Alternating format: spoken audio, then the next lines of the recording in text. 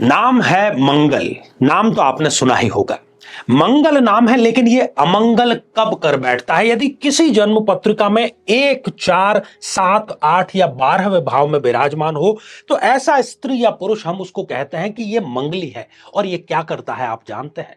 ये विवाह में देरी करवाता ही करवाता है। और यदि विवाह करवा भी दे तो ये दाम्पत्य जीवन में जहर घोलने का कार्य करता है। तलाक तक की नौबत ये लेकर के आ जाता है। क्या किया जाए अब इस दोष का? साथियों, यदि आप भी इस दोष से पीड़ित हैं तो एक बहुत ही सटीक और सही समय आ रहा है, और वो समय है मंगला गौरी का। जी हां, 23 जुलाई 2024 की हम बात कर रहे हैं। इस दोष की समाप्ति का इससे अच्छा मौका अगले 1 वर्ष तक आपको नहीं मिलने वाला है। तो यदि आप भी इस स्रोत का पाठ अपने निमित्त कराना चाहते हैं, विवाह करना चाहते हैं, दाम्पत्य जीवन में रस घोलना चाहते हैं, तो इस विलक्षण अनुष्ठान में आपको अवश्य भाग लेना चाहिए, क्योंकि यह मंगल दोष निवारण का ब्रह्मास्त्र है।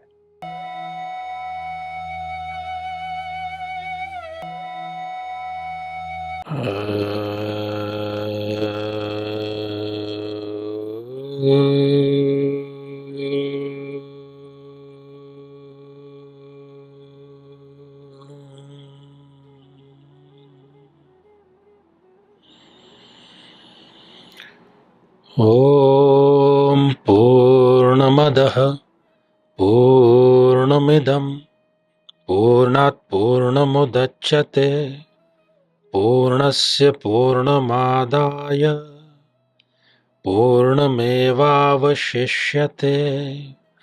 ओम शांति शांति शांति।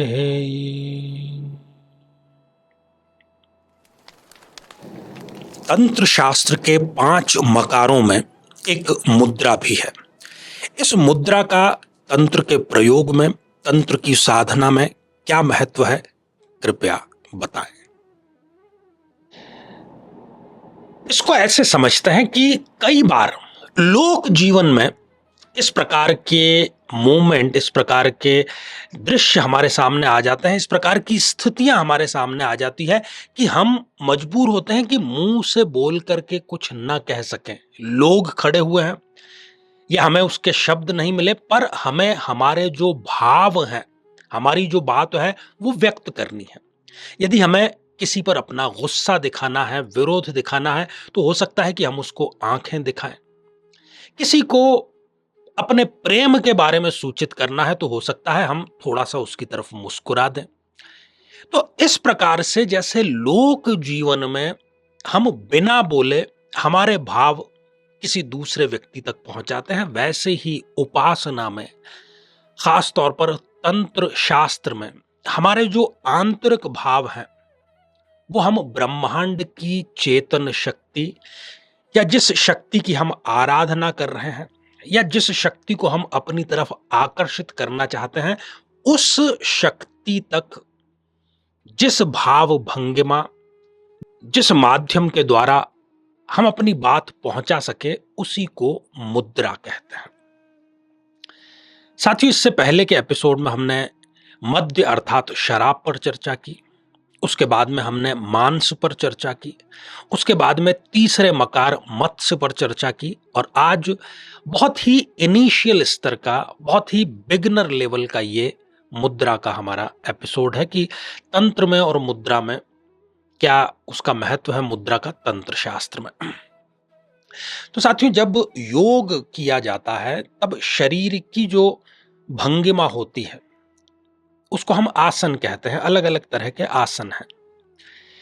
तो उन्हीं आसनों का जो सूक्ष्म रूप है, जो सूक्ष्म अभिव्यक्ति है, उसको मुद्रा कहते हैं। योग की कुछ मुद्राएं हैं, आप उससे भली भांति परिचित जरूर होंगे, जैसे कि ज्ञान मुद्रा या वायु मुद्रा या आकाश मुद्रा। इस प्रकार से कई मुद्राएं हैं। उसी प्रकार से जब आप तंत्र शास्त्र में जाते हैं तो तंत्र शास्त्र में भी विभिन्न प्रकार की जो मुद्राएं हैं उसका हमको वहां पर सहयोग लेने पड़ता है, चाहे फिर वो खेचरी मुद्रा हो, अश्विनी मुद्रा हो, योनि मुद्रा हो, लिंग मुद्रा हो, वज्रोली हो, शक्ति चालिनी मुद्रा हो। अलग अलग प्रकार की मुद्रा है। तो मुद्रा है क्या, उसको जानने का ये एपिसोड है। तो कुल लगभग तंत्र शास्त्र में 108 प्रकार की जो मुद्राएं हैं, उनमें से कुछ प्रमुख मुद्राएं हैं, कुछ गौण मुद्राएं हैं। आसन में क्या होता है कि हमारी जो इंद्रियां हैं वो प्रमुख हो जाती हैं और प्राण गौण हो जाते हैं।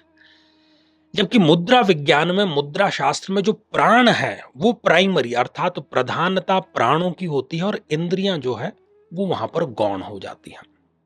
तो कुल मिलाकर के मुद्रा वो माध्यम है जिससे आप ब्रह्मांड की चेतना को, उन अदृश्य शक्तियों को जिनकी आप आराधना कर रहे हैं, अपनी बात कह सकते हैं।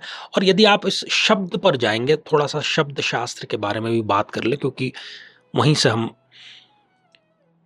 बहुत आसानी से पहुंच सकते हैं कि आखिर संदेश क्या है। तो मुद्रा, ये जो शब्द है, ये संस्कृत के मुद धातु से बना हुआ है, जिसको हम कहते हैं ना कि मुदित, मुस्कान भी उसी मुद धातु से बना हुआ है। तो उस शक्ति को प्रसन्न करने के लिए जो प्रक्रम किए जाते हैं, जो उपक्रम किए जाते हैं, उसी को हम मुद्रा कहते हैं। और बड़ा ही सुंदर एक श्रुति के माध्यम से कुलार्णव तंत्र में उल्लेख आया है कि मुद कुर्वन्ति देवाना मनासी द्राव्यन्ति च तस्मान मुद्रा इति ख्याता दर्शित्वया कुलेश्वरी। अर्थात देवताओं को मुद अर्थात प्रसन्न करने के लिए, जिसकी भी हम उपासना कर रहे हैं, यहां पर देवता शब्द है, उसको आनंदित करने के लिए जो हमारा व्यक्त है, जो हमारी एक्सप्रेशन है, ताकि उनका जो मन है वो द्रवित हो जाए। भाई सीधी सी बात है ना, जैसे हम देव उपासना करते हैं, वैसे भी तंत्र उपासना में हम किसी को प्रसन्न करने का प्रयास कर रहे हैं, उसके मन को आनंदित करने का, ताकि उसका जो मन है वो शीघ्र ही द्रवित हो जाए, पिघल जाए। इसके लिए जो उपक्रम किया जाता है उसको मुद्रा कहते हैं। बहुत ही साधारण सा इसका अर्थ, बहुत ही सरल। तो अलग अलग प्रकार की मुद्राएं हैं तंत्र शास्त्र में। कुछ खास मुद्राएं जैसे कि भूचरी मुद्रा, जिसमें कि एकाग्रता हमारी कैसे अधिकतम एक्सीलेंस तक जा पाए उसके लिए प्रयोग होती है।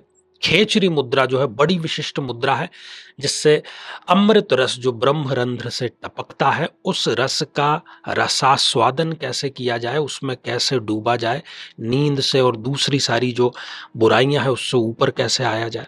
अश्विनी मुद्रा, ताकि हम ब्रह्मचर्य का जो साधन है उसको आसानी से संपूर्ण कर सकते हैं।